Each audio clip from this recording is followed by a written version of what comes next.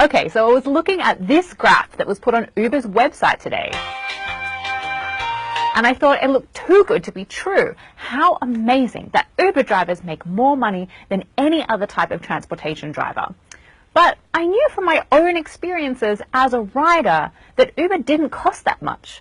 So it seemed weird that Uber was really cheap as a passenger, but yet Uber drivers make so much money. How does that work? Well, we did some math to find out the facts that Uber doesn't want you to know.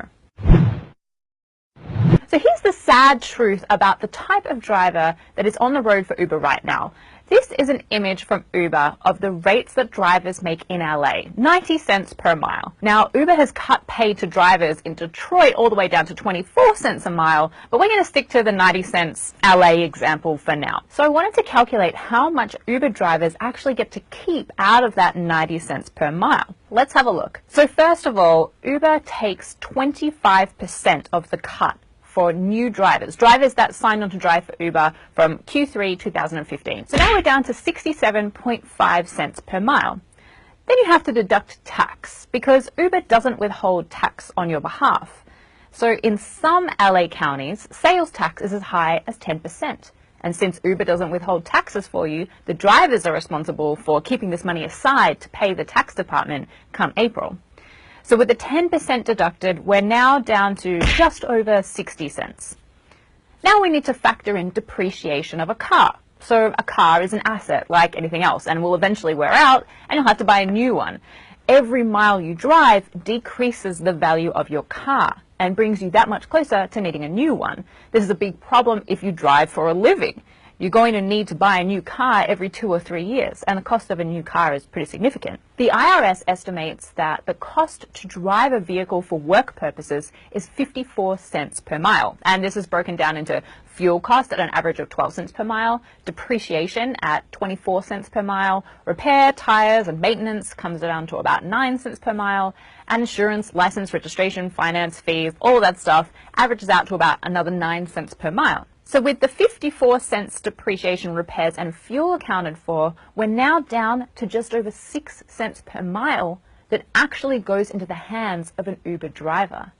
Now, given that Uber also asks its drivers to pay for things like bottles of water and gum and phone charges for its passengers, we can say for certain that driving for Uber pays well below minimum wage, or even worse, costs drivers money, as is seen directly in this actual fare that Uber charged one of its drivers. So given that the math is so bad, why would anyone want to drive for Uber? So here's an example of a post an Uber driver put on Facebook. He was $400 behind in the rent and he needed to make that money up really quickly. And in a way, Uber is kind of like a loan scheme. This driver gets $400 in his hand, but he doesn't realize that come tax time, he's going to need to give some of it to the tax man.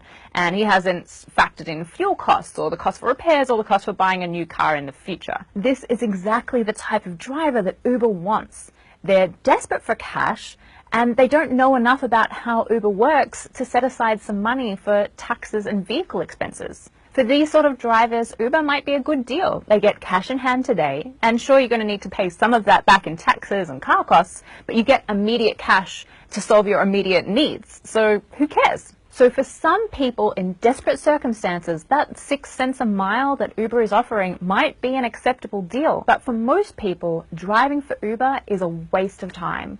I wish Uber would be more honest with people. By our calculations, the amount you're making an hour driving as an Uber driver is nowhere near $19 per hour. If you drive 30 miles per hour at 6.75 cents per mile, you're only making $2 per hour. By far the worst choice of any transportation job. And this number is not just my maths, it's also supported by the site Not Cool Uber, who have tracked hourly earnings to around $2.89 per hour.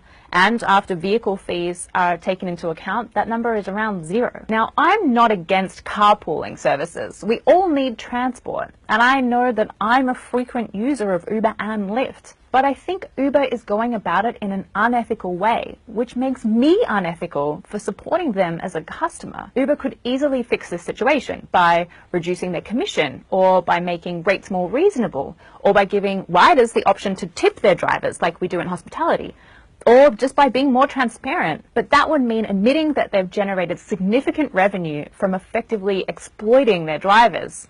So the truth is, Uber benefits from maintaining this status quo. Uber's currently reported to be making $10 billion a year in revenue.